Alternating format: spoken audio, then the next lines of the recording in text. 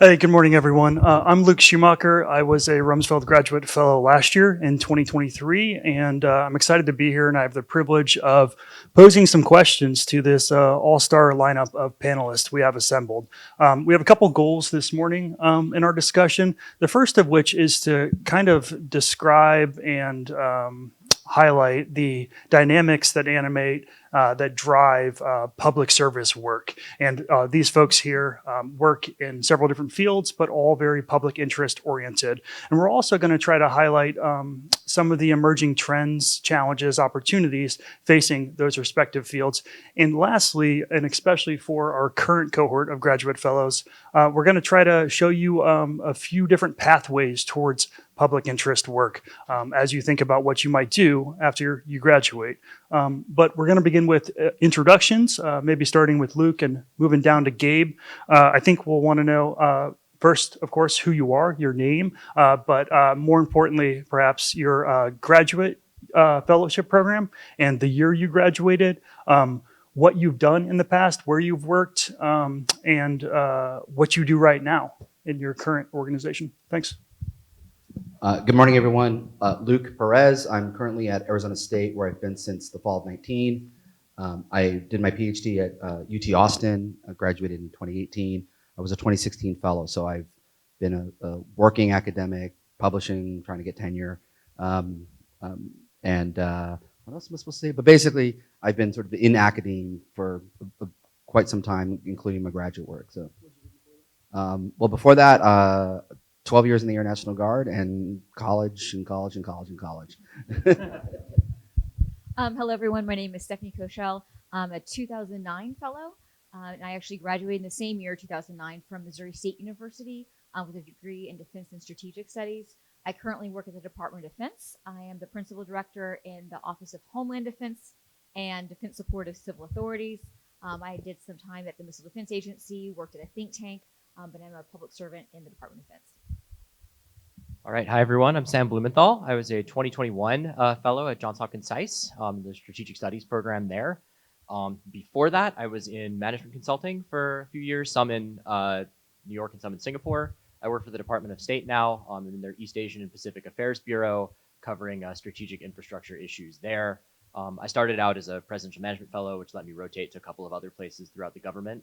So was at Embassy Bangkok briefly, working there, and then also at the Department of the Army doing wargaming for a little bit as well. Good morning, everybody. My name is Gabe Scheinman. I was a graduate fellow in 2010 when I was at Georgetown doing my PhD. While I worked a couple different jobs at the same time the PhD, but for the last almost 9 years, I've had the real honor of leading an organization called the Alexander Hamilton Society. And so rather than going down the academic track, that's literally what I did after graduating with my PhD. So I'm sure we'll get into a lot of those different things over the course of the questions.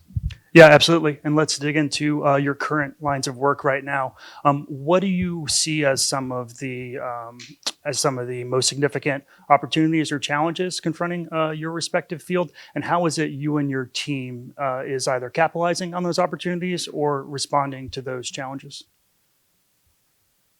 In any which order. We do reverse order? All right. Okay, so I guess for us, and I can talk, there's a lot of different challenges that we deal with, but I'd say that the current ones, frankly, and the biggest one is, frankly, is what's been going on a lot of university campuses since October 7th. So in the last almost 12 months, a lot of our work is on college campuses, working with undergrads, and our mission is to identify, educate, and launch young men and women into the world of foreign policy and national security imbued with what we call Hamiltonian principles. What we have 75 chapters on college campuses across the country. We have 10,000 students walk through our doors. We do upwards of 300 events a year on campus, formal ones. But what we've frankly seen since October 7th is not new, let's say, on college campuses. But the way I put it to a lot of people is that for those of us who are sort of in the business of paying attention, the volume had been at 8 or 9 for a very long time. And then someone turned the dial up to 23. For those who were paying attention, all of a sudden it was overwhelming. And then for a lot of people who weren't necessarily paying attention, it was all of a sudden, what is going on these campuses? And so while our work is not directly is not directly about, let's say, free speech or combating anti-Semitism or pros or work, et cetera, on campus, but it is about trying to bring a different point of view than exists or that is the predominant view on campus when it comes to America's role in the world. And this manifests itself in all sorts of ways. And I'll tell just a couple quick anecdotes on that, which is not so much about our events and our work, but it's about the mindset that I've just heard from so many undergraduate students and people here might have stories about how over the course of a number of years and then very rapidly, the space for trust in their own views and their own friends has really declined. For a long time, there's a number of students, especially conservative students, who felt uncomfortable saying things in class because they're worried that it might affect their grades in different ways. Students who are uncomfortable saying things in extracurricular settings because it might lead to some sort of penalty, whatever. But I'd never heard, frankly, until the last couple of years, people being afraid of expressing their views and debating amongst their friends, regardless of what the viewpoints are. And I've just heard so many stories where things that people said in confidence, not even in confidence, it was a secret, but just things people said with their friends that somehow ended up penalizing them. So, story of a student of ours who said that, on some WhatsApp group chat, study group chat for an exam, people started going a little crazy on the Israel stuff, and one student said, maybe they have a right to defend themselves and so forth, and the chat kind of went silent. And then a week later, they found out that the entire chat had recreated itself elsewhere without them. Or a student gave me an example of they had late night debate with a roommate about whatever. Normally things fine. They were rushing for their frat. They were the only person who didn't make it. Their roommate was one of the rush chairs. And so one of the things that we're challenging for us specifically in this moment is that a lot of students are just incredibly nervous or anxious about being able to just explore whatever it is, whatever political or historical or whatever it is they want to talk about, because the nervous is somehow going to come back to hurt them, not just academically and professionally, but also socially. And so while that is a little bit peripheral to the direct work that we do, it shapes the environment that we're in. So. All right. So obviously, very different set of challenges and total gear shift in talking about what we're up to with at the State Department. Also, foreign policy challenges based in the U.S. Very narrow and targeted thing to talk about. But there's lots out there in terms of strategy documents and the like about the PRC is kind of the most important long-term challenge that we're dealing with in sort of U.S. foreign policy and diplomacy. Given that I work in the East Asian Pacific Affairs Bureau, that's sort of top of mind for us on a regular basis. And then on a sort of shorter term, shorter term horizon, the conflicts that are ongoing in Ukraine as well as sort of Israel and Gaza. I think the way that applies to sort of what I'm doing every day and sort of the challenges in like actually practicing this work that I'd focus on. I think one is I'd call the difference between the urgent and important and managing to keep that straight. And that I guess what's most important to move forward and act on in the longer term is not necessarily what's most urgent in the shorter run. And as we're looking at sort of how our department leadership spends its time, what we're spending time on as U.S. diplomats and advocating for U.S. interests, making sure that we keep some of those longer term strategic competition type of issues moving, while dealing with the near term crises that are ongoing today. I think that's one challenge. Second challenge I would call, for those who have seen the movie, Everything Everywhere All at Once, i.e. the linkage between different regions and different types of challenges. Increasingly, our partners, I work in the East Asian Pacific Affairs Bureau, our partners in Europe are interested in working with us on, issues in that part of the world. That requires us to know more about their interests than we would have needed to previously. What's happening in Israel is important to countries in our region, and that requires us to, have a sort of deep understanding of how each partner country that we're trying to work with views that conflict and what sort of the appropriate way to incorporate that into our diplomacy is. And so it really is, I think things are increasingly interconnected. And as sort of a practitioner, that's a challenge that we need to deal with. And then the third is just the need for many different new kinds of expertise.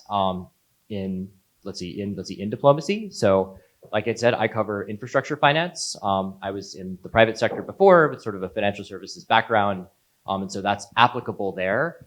That position, like my job is new. We wouldn't have needed somebody who focuses exclusively on that issue, even a few years ago. But with challenges in economic competition, in this being something that's really important for relationship building with our partners, now we need that, right? The same could definitely be said of issues in the emerging technology space, issues in space, issues in sort of extreme weather and climate and dealing with disasters. All of these are just sort of new, different types of expertise that we now need to integrate into what we're doing. And I think that thinking about organizational challenges for us, and advancing U.S. foreign policy interests and conducting our diplomacy, I think that's a big one that I would highlight as well. So thank you. That was a great lead in from my state colleague. So, I mean, for us, we're getting out of this, and we have been getting out of the GWOT environment. Global war on terrorism is not where we're heavily focused. And that began to shift during the previous administration with a focus on the PRC. And this current administration picked up that thread. And you can see that within the National Defense Strategy and everything, all the other strategies across the Department of Defense on down. Well, as we're shifting this, what is a massive bureaucratic DoD system to try to focus on the threat from China, the shift of the force, the shift of the budget, the shift of everything we need to do in the department to focus on that threat is like moving the Titanic away from the iceberg and trying to look in a new direction. And that shift is something that begins with the policy in the strategy that you write, but the actual application of that is a major, major challenge. Because what we've been looking at is theater conflict. Well, if we say in the National Defense Strategy, the number one priority is defending the homeland against the PRC, what does that look like when we actually haven't had to do homeland defense? We haven't had attacks from a near-peer competitor on the physical homeland. And so we are trying to understand what that could look like, build defense capability and systems to defend the nation, and then also understand how do you project power in a theater that the time and distance and space between your deployment of your force here in the homeland to the theater creates this tyranny of distance for the fight you're going to have. How do we bring in our allies and partners? What role are they going to be able to play? And because part of what my office does is also defense support of civil authorities, the force that we think that we're going to be able to have to fight this war, Army's not meeting its recruiting goals. Air Force is not meeting its recruiting goals. Where do they think they're going to pull that force from? They think they're going to pull it from the reserve. Who else thinks they're going to have the reserve? DHS, FEMA. When they need things from the Department of Defense and the Homeland, we're all counting on the same force to do multiple things across DoD missions, Homeland Defense missions, Homeland Security missions. How do you adjudicate that? If you needed to have a draft, what would a draft look like in today's environment? How many people would you have to put in the draft that could then have the physical and mental aptitude and capability to actually do the thing that we need to do? So right now, I think we're grappling with this new strategic environment. How do we budget for it? How do we build the capability for it? And how do we build the force we're going to need for the future to do the thing to defend our nation from that existential threat? I think where I'm at in academia is maybe a little bit of everything that's already been said. Like Gabe, the last since 10/7 has been a really contentious time, narrowly on campus. But in the classroom, the big challenge, I think, is getting students to look at these issues, globally, because most students just are not aware of what's going on. For example, in one of my senior classes, I make this assignment where I randomly assign a region of the world to students, and they have to read the paper and write a 5-page memo. And invariably, about halfway through the semester, there's always like one student who's like, "Hey, Dr. Perez, like it seems like there's like a lot of stuff going on in the world right now. Like, is this like abnormal?" And I'm like, "No, this is like every day. This is always good, But this is why you have to read the paper and see what's going on and learn about the world issues that are out there. And that's usually the big transition in that class where the students are like, "Oh, wow, okay." And it's like, because when you graduate, you're responsible for this, whether it's public service or who you vote for, or what industry you yourself as a future citizen is going to do.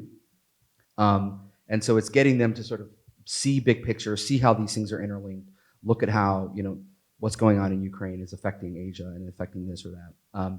Then more largely, there's been a resurgence in the last, really since COVID, um, in creating new academic departments that are focused on civic education, broadly construed. My department at Arizona State was created by the state legislature in 2016, a few years before I arrived. Paul Carice, who's one of our faculty advisees, was running it for really up until about 6 months ago. He's still on faculty, but he finally handed off the reins to someone else to take it to the next level. Since 2020, that model has now been replicated at the University of Texas at Austin, the University of Florida, the University of Tennessee, North Carolina, and 4 or 5 universities in the state of Ohio.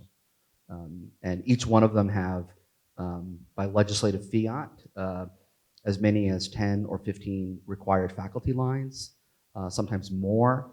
Will Enboden, who's another faculty advisor, I think hired 25 people last year into Florida, and he's going to go try to hire another like 15 more, because the state of Florida now wants to turn it not just from a department, but make it into a full college with multiple departments. And so that's created a huge, demand signal in terms of how do you find, relevant people who can teach these subjects, and are going to teach it in a very rigorous way, and are going to teach it with a sort of emphasis on understanding the Constitution from a legal side, the Constitution from a political side, thinking about questions even in statecraft about how does that fit into civics, and how does literature fit into civics, and how are we actually going to recreate what used to be a good collegiate experience. And so that's sort of largely what's been going on in our space. It's a massive, again, a revitalization, but it's like, we're sort of building the ship in real time. We're in the air and we're building the ship. And so that's been the big sort of challenge that we're trying to figure out as all of us who are sort of in this space. We're sort of teaching and then trying to figure out like, okay, well, what's the next thing that we need to do? What kind of subjects, what kind of curricula do we need to have? And then trying to identify various people who, 5 or 10 years ago, you would have said like, if you're going to get your PhD, don't think about academe, just go work at a think tank, go work at a nonprofit, live a happy life, because, academe is really hard. The faculty have been radicalized in this way or that way. And now it's like, oh, you should probably think about finishing, or, oh, you're in your PhD right now. You should, think about going to one of these programs. But the big problem I think for us is like, there's just not enough, because once the various state legislators in more states figure out that these things are successful, they're going to want to create more of them. And so there's going to be more of these, I think, coming online over the next 5 or 6 or 7 years than there are probably faculty with that kind of experience and knowledge to run these programs, to staff those faculty lines, and other various things like that. Great. Some of you guys touched on it in your really thoughtful answers, but I'm going to ask you to think about it a bit more explicitly now. When we look out into the future, look at that horizon and say the next 5 to 10 years, are there any significant changes or challenges to your respective line of work that you haven't yet mentioned that you think are worth mentioning? And as a follow-up, what are some sources you consult to to kind of get a pulse on what the near-term future might look like? Are there particular publications or thought leaders you follow that you'd recommend to the rest of us? I'm pretty eclectic in what I read. I probably would have to go to my RSS reader to recommend anyone specifically. I mean, other the big ones. I mean, if you're in foreign policy, things like Texas National Security Review, War on the Rocks, I think everybody kind of knows about those publications. I think the biggest challenge in the next 5 or 10 years is finding the right balance between using technology, using things like AI, social media, et cetera, by not, as well as like not being sort of consumed by it. So for example, many of our students, they, especially our freshmen, they come in, they've never read like a physical book, right? They've, a lot of them were online for 1.5 years in the middle of COVID. And then, their high schools went to digital books because they're cheaper. They're used to reading everything on, social media platforms. So to sit down, turn off social media and concentrate, for a lot of them is actually physically painful, because their brains have been so adapted to getting that dopamine hit every 30 seconds that to sit down and read something is physically hard for them. And so in my classes, we use physical books, we turn our phones off, and I can see there's students in the for first half of the semester, the first couple of weeks, they're really fidgety. They can't get settled down. Usually by the end of the term, they figure that. But it's letting them know, look, your ability, and this is how I get to them, your ability to concentrate on something for 2 or 3 hours to actually do really something productive will make or break, whether or not you succeed, in your career, whatever that profession might be. But there's a lot of students who really struggle to make that transition. And then at the same time, AI is not going anywhere, right? The faculty are up in arms and terrified that like, oh, well, we can't have take-home papers anymore because they're probably written by ChatGPT. And the answer is like, yeah, probably. But it's like, you can't ban it. You're trying to get rid of, AI for assistance on writing a paper. It's like trying to get rid of a calculator in a calculus class. Like, it's not going to go anywhere. So how do you bring that into the classroom the right way, right? But then at the same time, help the students move beyond that, where it's not just a crutch, it's actually something useful. And I don't have all the right answers on that, but I think that's going to be for us where we are the big sort of pacing challenge for the next few years. So for the Department of Defense, I think when you go back to the changing character of war. So not only are we pivoting towards the PRC, but the PRC and our adversaries are using technology in ways that we haven't seen before.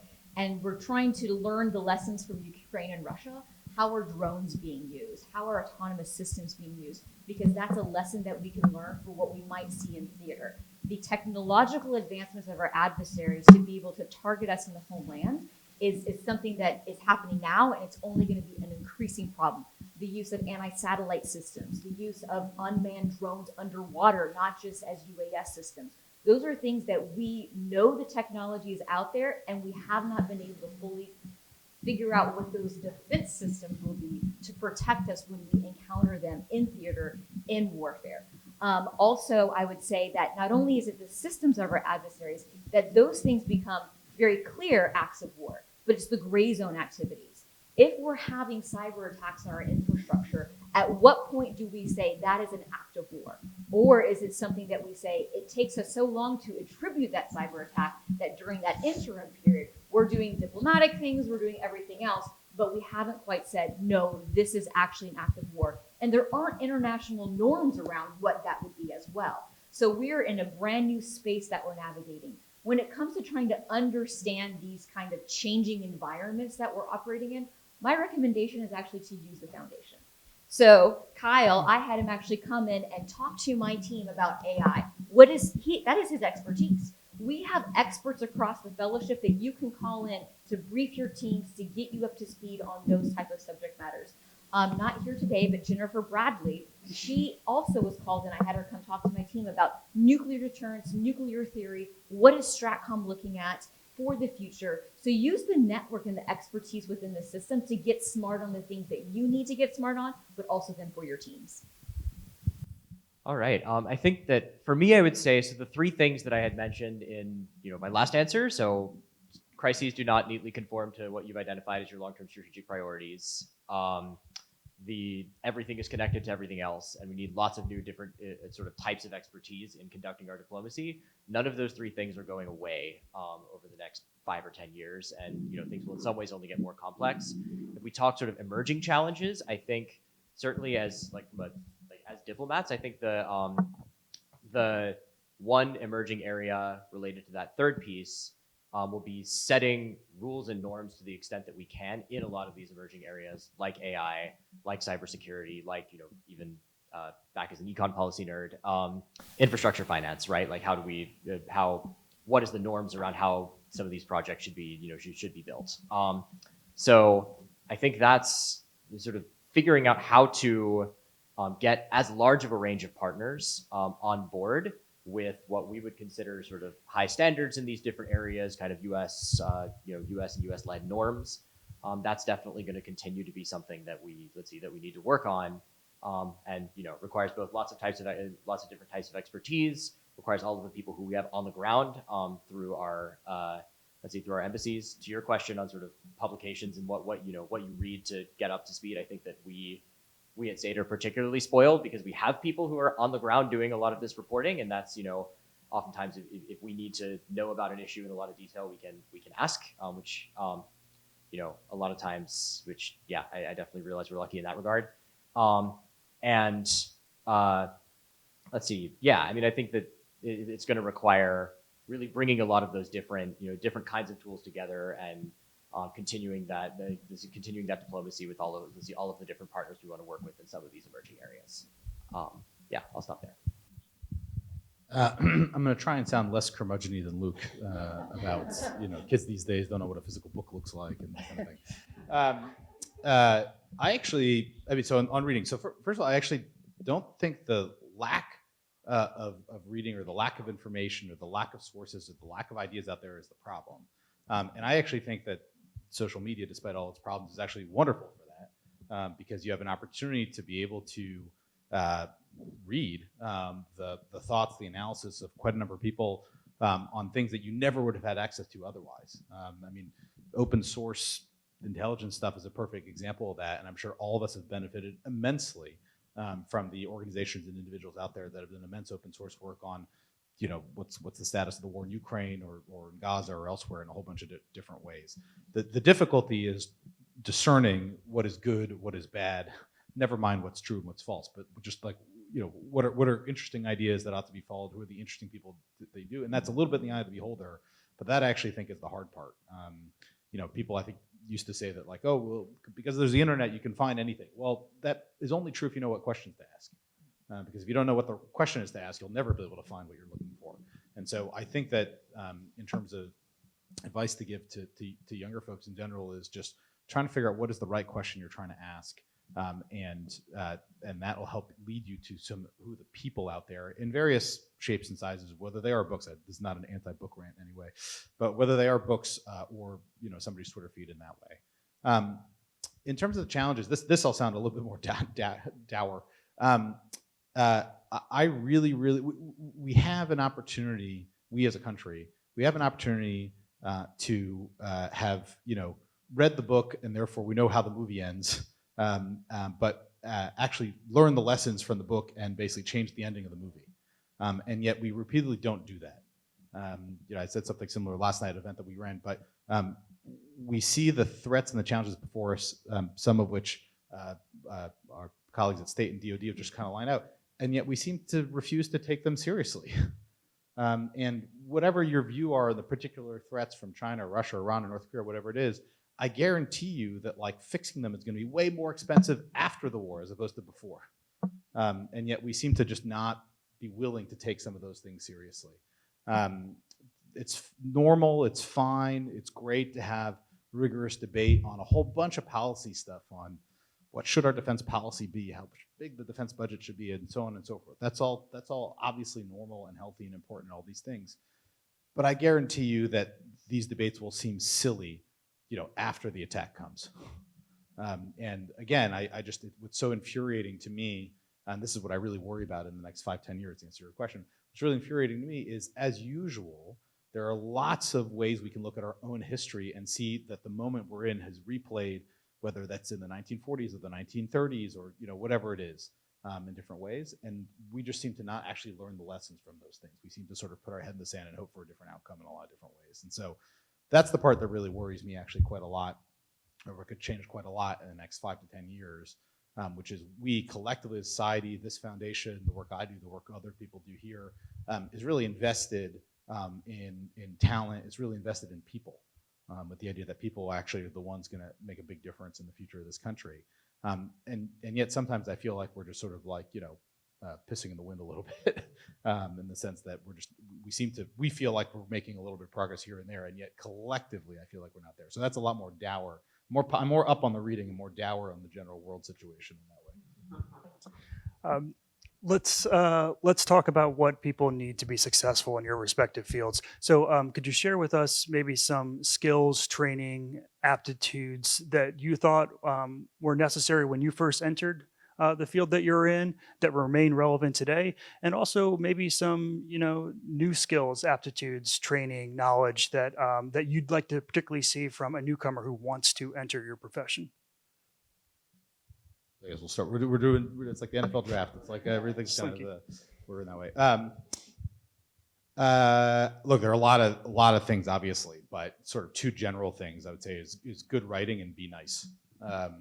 If you are a That's good not fair. Those were my two. well, the two of you don't have to go first at any point in this panel, so you have other advantages. We'll remedy that. Good writing. So if you are a good writer, you will that will be recognized, that will be rewarded, and it will make you smarter than 90% of the other things out there. There are plenty of people who are very smart.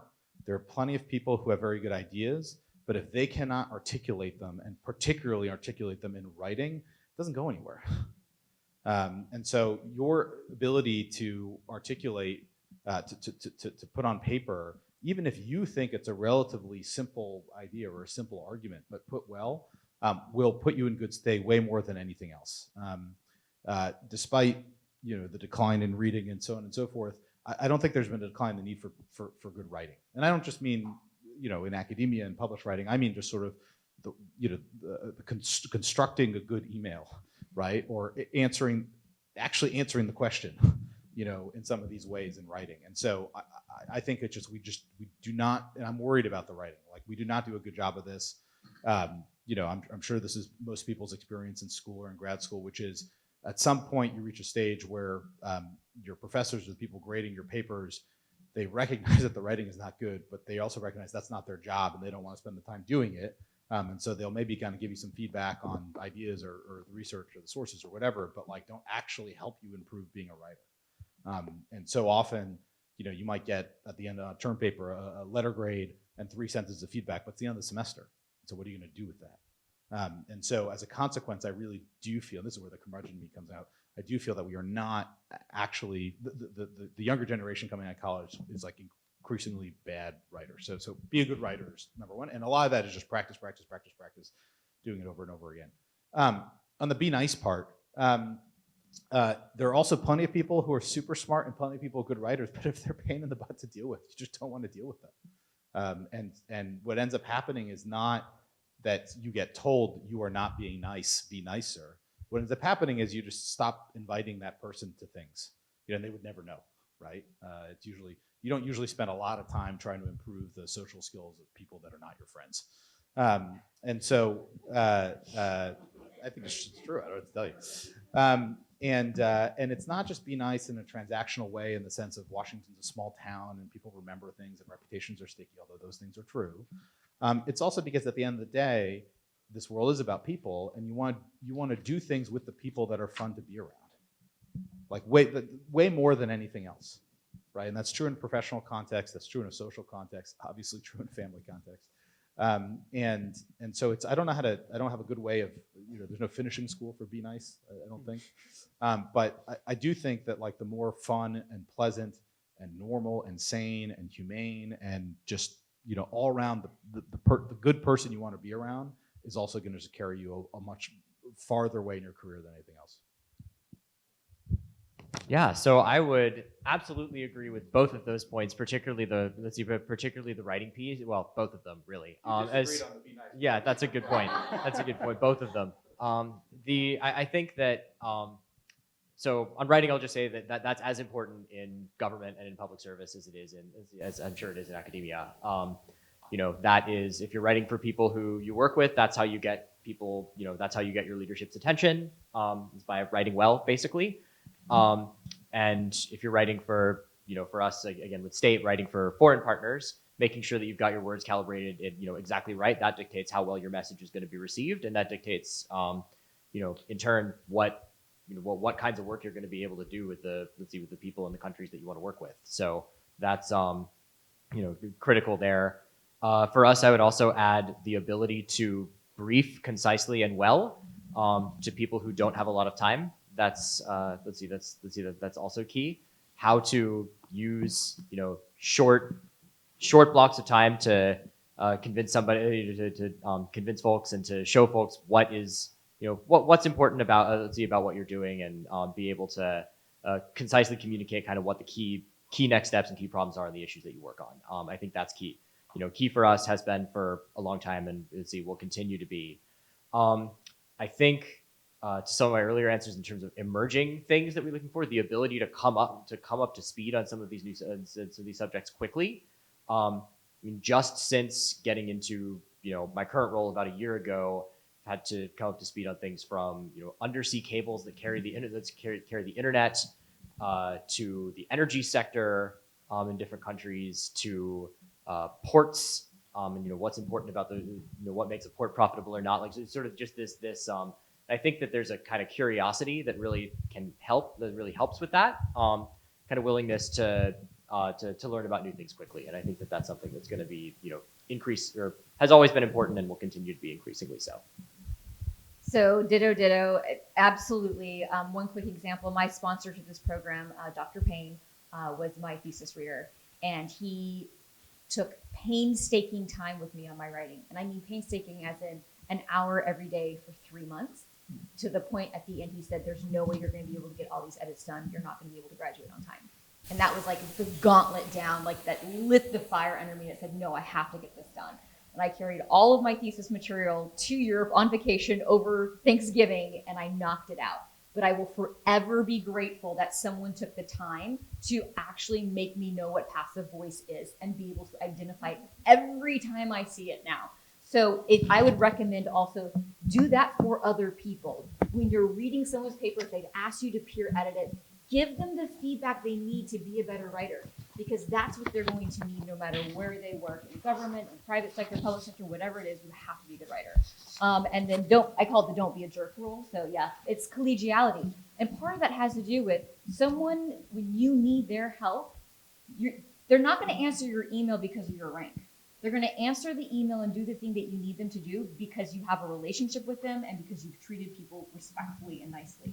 So collegiality is the currency of who you are. It is who your character is, and it is what will allow you to get the thing you need to get done. So don't discount that. Don't be a jerk.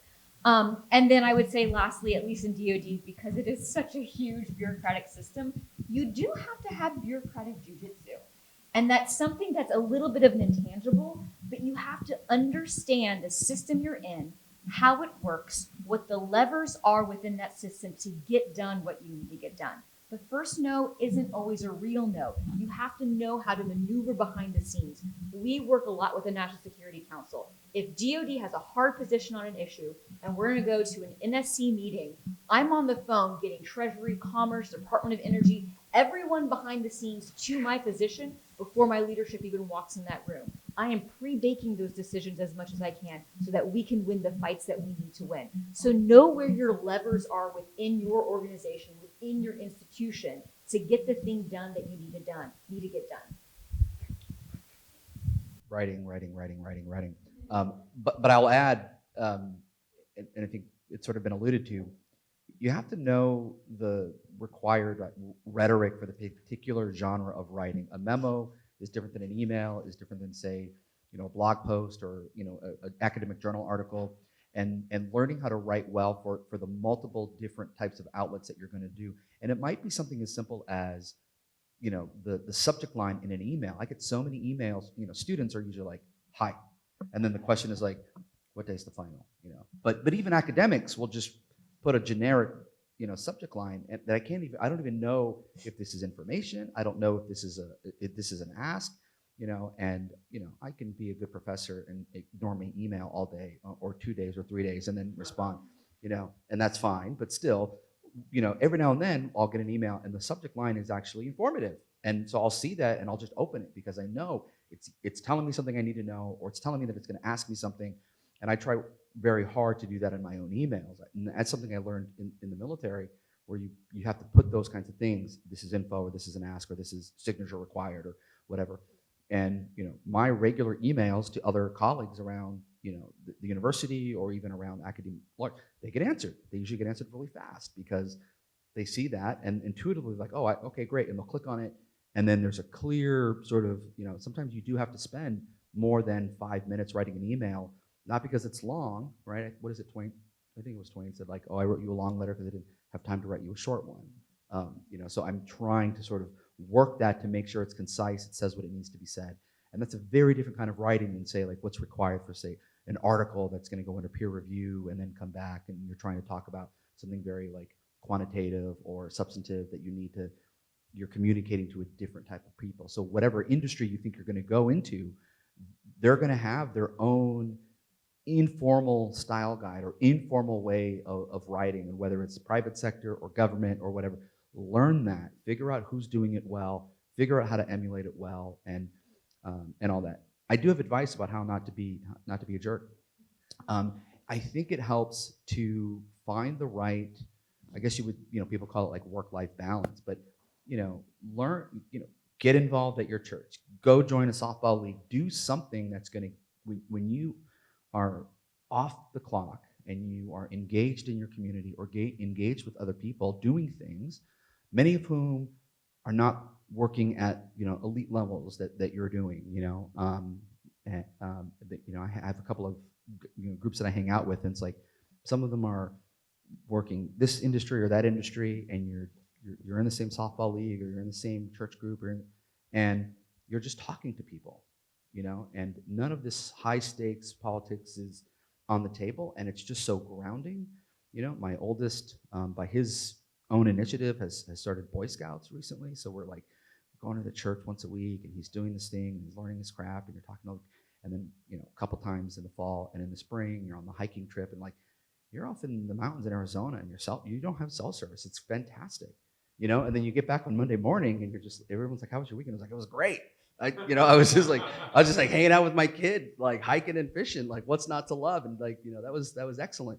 And it just puts you in a better mood. It gives you more perspective about, yes, there's a real job to do, but if you let it, consume you, then it's Friday night and you should be watching baseball, or it's Saturday afternoon and you should be watching college football. But instead, your brain is just like, you're getting agitated. You can't rest. You just get more and more curmudgeon-y. You got to find a way to take time off. One day a week, a couple afternoons, whatever it might be, but to recharge, so that you come back fresh and ready to deliver the best you can and to be a good colleague wherever you might be. Great. So Luke and Gabe have both complained that they've been put on the spot a couple times today. The moderator has heard your grievances. I haven't. I'm no, fine. you're a much better team player because you're so nice. But I'll try to remedy that just a bit. So I'll put some questions to our panelists individually, starting with Stephanie. You mentioned a couple techniques or tactics one can employ to be effective in the Pentagon. Last time I checked, that's the second largest office building in the world, right? So you've got to not be a jerk. You've got to follow that rule. You've got to play some bureaucratic jujitsu, kind of set up the decision point for your boss and coordinate behind the scenes. But the Pentagon still strikes me as a unwieldy place. Hundreds of offices with competing priorities, thousands of personalities. How is it someone's successful, as someone that's worked in several capacities at the Pentagon, how have you found one is successful in that environment? Ooh, good question. So, it literally goes back down to kind of like just the foundational parts of being a good collegial colleague. You just have to be, because as you said, there are competing priorities. What policy may want may not always align with Secretary of Army or Secretary of the Air Force or the Research and Engineering Department. And so by building that collegiality, by making sure that you treat people well, that's your character, and your character is your currency. And so when you go into a meeting and they know that you're coming at it from a place where you're going to treat them with respect, you're going to hear their positions, and finding where you can compromise, you will always have a red line for who you're representing. So I represent OSD policy, and I know what that position is going to be. But hearing them out and understanding what their tension points are, where it may be, like their issue may be so small compared to what your strategic objective is, that you can say, listen, we have to give here because we're going to be able to win this other battle there. And so knowing how to navigate that system is incredibly important. And even as we build consensus outside of the Department of Defense for interagency issues, you can do this same thing within your department itself. So if I know that I need all the services in the combatant commands to be in alignment with us before we go to the Secretary for a decision, I'm building that consensus behind the scenes with NORTHCOM, with INDOPACOM. Army may be an outlier, that's okay. And so you have to find the ways that you build that group behind the scenes that can move the decision forward. And for me also, I think I love the fact that the Department of Defense has such a clear vision and mission. And so if you can tie it to that, then the other noise kind of begins to settle. We are here to defend the nation against the existential threat to our sovereignty, territory, and democracy.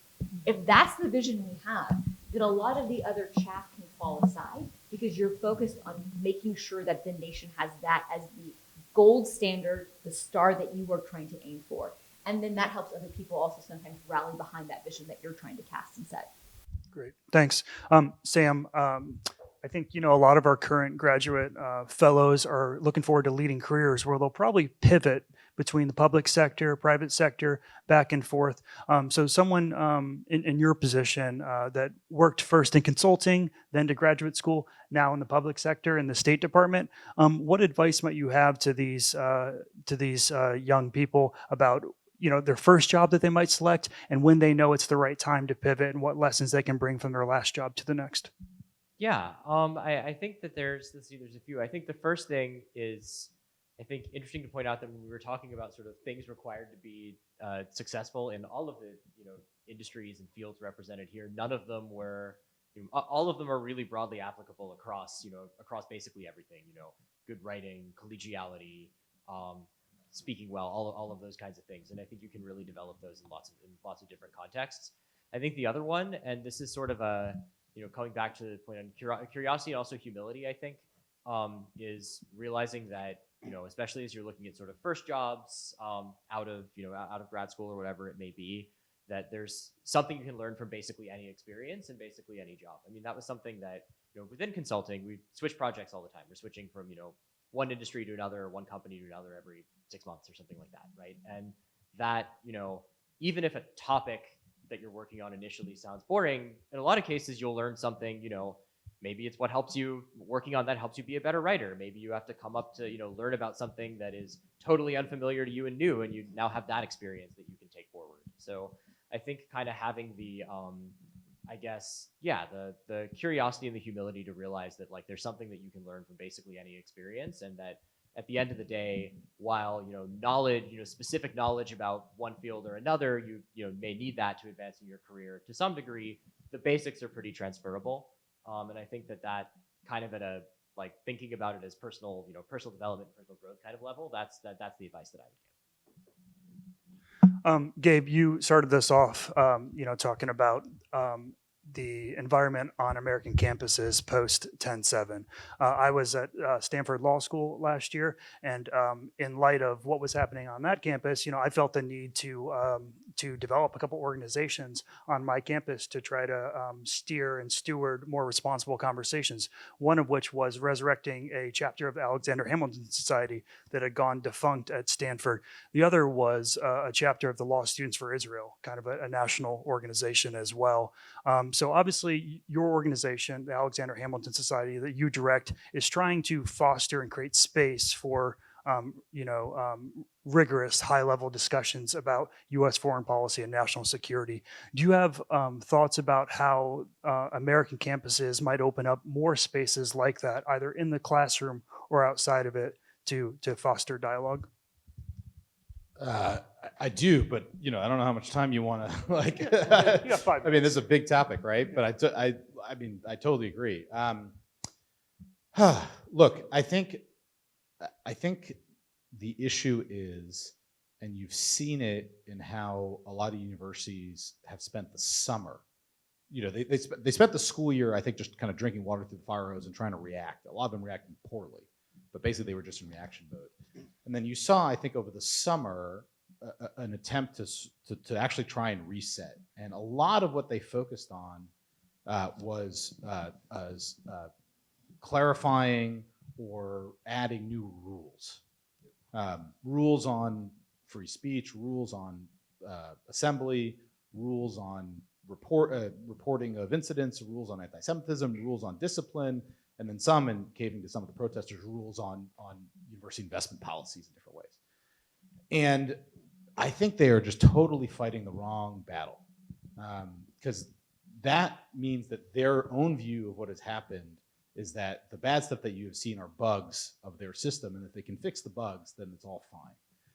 And I think what you're getting at a little bit, which I wholly agree with, is sadly is that what we've seen is not bugs of the system, but features.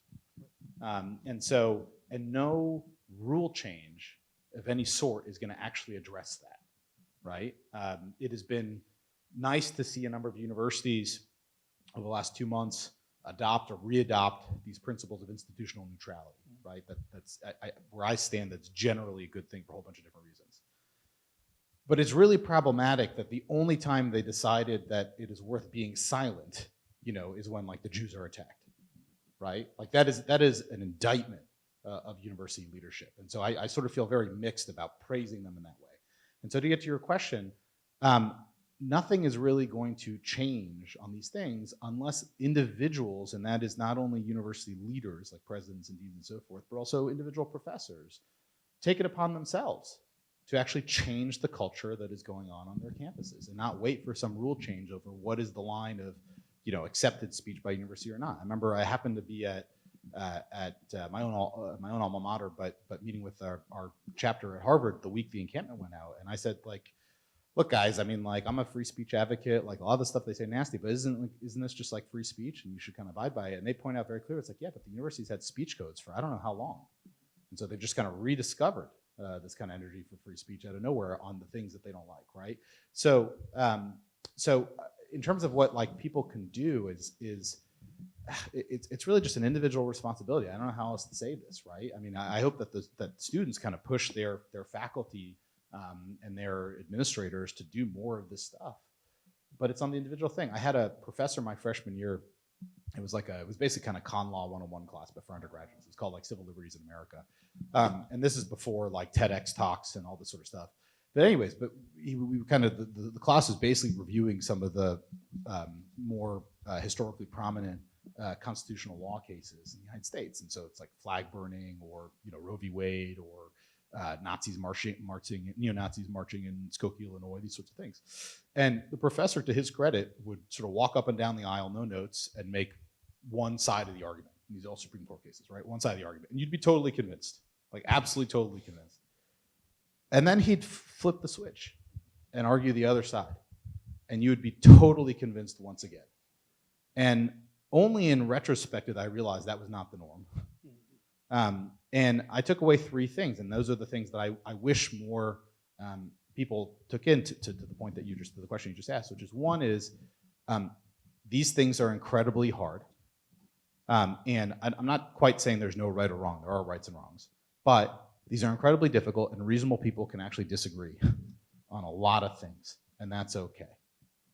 2, if you as a student, don't have a foundation or a lens from which to analyze things, then you're going to be easily, swayed or taken with one side of the argument, because you don't really know what your starting point is.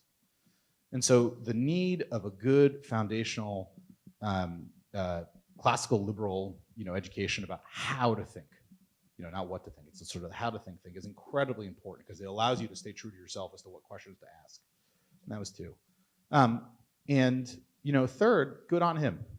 And I wish that there was a way inside the university system, it doesn't exist, I don't think, to incentivize, and by that you basically mean reward, faculty for being able to take a more magnanimous or wider view of the sorts of discussions that ought to be fostered. That is in no way in the current incentive system in any way, and I don't have a solution for how to actually implement that.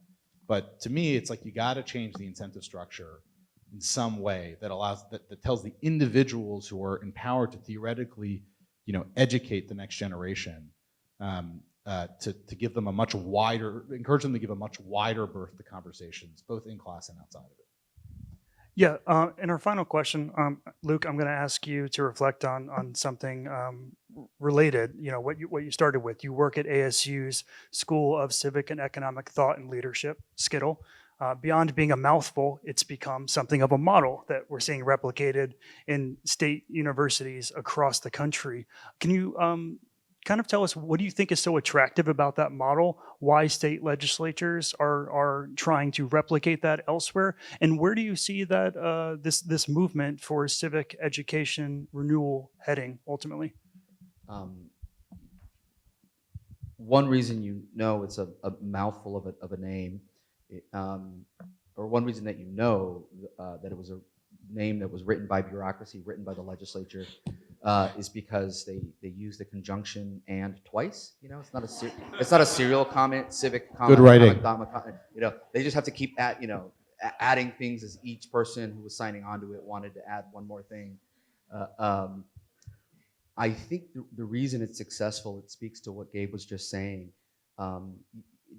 Yes, we need to find ways to reward individual faculty members for doing well, but actually I think what Skedal has been able to demonstrate is there is a kind of market force as soon as you build one of these centers, especially at state universities.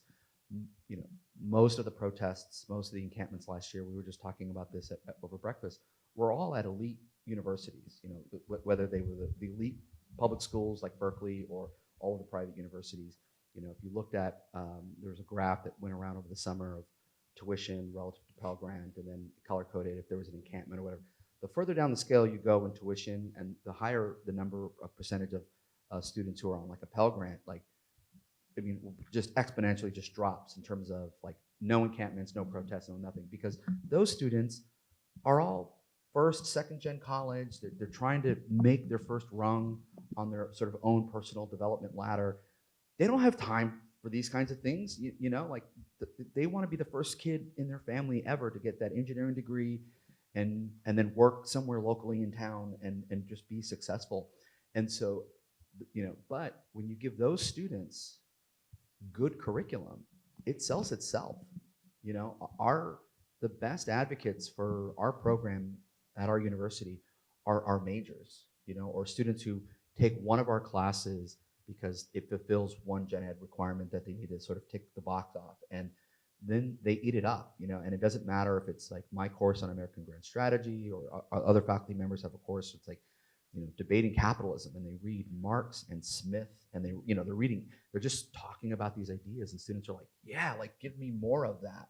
And then they become a major, or they become a minor, they bring over another classmate, or, you know, I was teaching just war theory last fall, and I had a small enrollment, but even before 10-7, a couple of my students was like, hey, can I bring my friend who's like for like 2 class sessions and just sit it? Yeah, sure. These kids are coming in and they want more of that. And so I think that works. And other states have figured out that, you know, you don't need to reform a failing, radicalized, you know, English department or sociology department or, you know, whatever. You just build a new place, just build a new department or a new college, bring in the faculty who are going to do good work. And then the students will respond. They will say, I want to major there, not there, and they will come over and be successful. Build it and they will come. So unfortunately, I think we're out of time now, but if you were intrigued by what you heard, if you had questions for any of our panelists, I do encourage you to just introduce yourself at some point to them today. They love talking about what they do. They're motivated by the work they do in service of the public interest, and I'm sure they'd be happy to share all their experiences and insights with you. Let's give a round of applause for our panelists.